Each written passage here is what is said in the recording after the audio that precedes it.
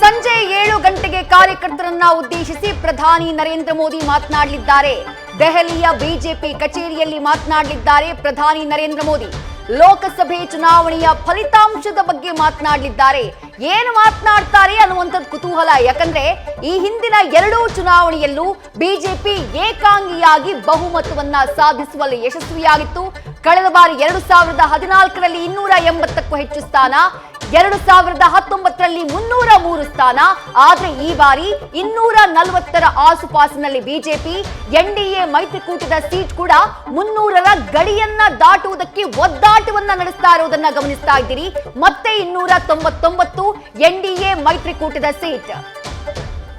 ಇನ್ನು ಯುಪಿಯಲ್ಲಿ ಬಿಜೆಪಿ ಸೋಲಿಗೆ ಬಿಜೆಪಿ ತೆಗೆದುಕೊಂಡಂತ ಕೆಲ ನಿರ್ಧಾರಗಳು ಕಾರಣ ಅನ್ನೋದು ಗೊತ್ತಾಗ್ತಾ ಇದೆ.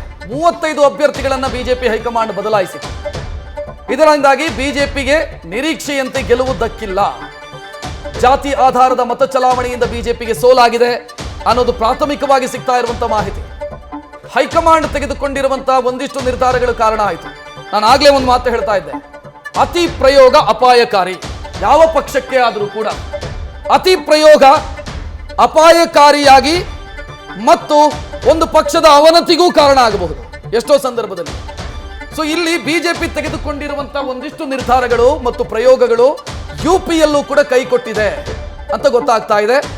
ಲೋಕಲ್ ಲೀಡರ್ಶಿಪ್ ಅನ್ನ ಸೈಡಿಗಿಟ್ಟು ನಾವು ತೆಗೆದುಕೊಂಡಂತ ನಿರ್ಧಾರವೇ ಇದನ್ನ ನೀವು ಚಾಚು ತಪ್ಪದೆ ಪಾಲಿಸಿ ಅಂತ ಹೇಳಿರೋದು ಕೂಡ ಸಮಸ್ಯೆಯನ್ನ ತಂದು ಹಾಕಿದೆ ಅನ್ನೋದು ಗೊತ್ತಾಗ್ತಾ ಇದೆ.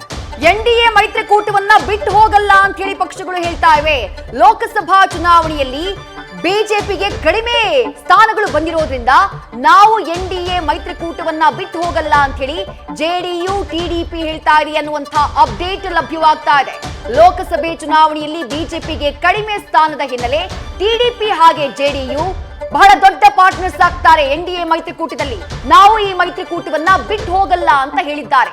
ಈಗ ಕೊಟ್ಟಿರುವಂತಹ ಹೇಳಿಕೆ ಹೀಗೆ ಇರುತ್ತಾ ಈ ಸಮೀಕರಣ ಅನ್ನುವಂಥದ್ದು ಗೊತ್ತಿಲ್ಲ. ಬಟ್ ಸದ್ಯಕ್ಕಂತೂ ಬಿಜೆಪಿಗೆ ಬೆಂಬಲವನ್ನ ಘೋಷಣೆ ಮಾಡಿದ್ದಾರೆ. ಬಿಜೆಪಿಯ ಜೊತೆಗೇ ಇರ್ತೀವಿ ಅನ್ನುವಂತಹ ಮಾತನ್ನ ಹೇಳಿದ್ದಾರೆ.